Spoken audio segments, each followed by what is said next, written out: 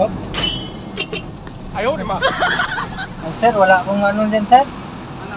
Malaki, wala akong pantubo. Nagmaneho ako ng close van.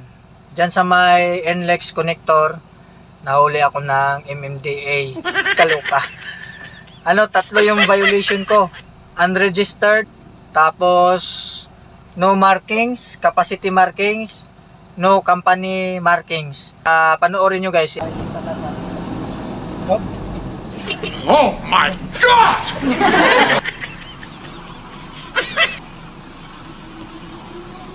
Sir, Baka yung capacity marking. meron sir. System mo. Lang. Sabi mo naman kasi.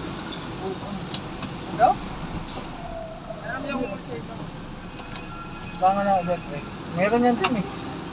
Sa ano? Kaya tayo. Hindi, alam niyo. Ano pangalan ng kanyo kapatid? Ngayon lang kasi ako nag-ano nito, sir. Nag-ano lang kami sa Tondo. Ano to, sir eh? Galing sa Tasa pa. Na, 3 years lang ito eh. kaya nga. Yan yung ano niya, sir. Registered yan. 3 years daw yung ano. Kaya nga po 3 years to, pinangin mo.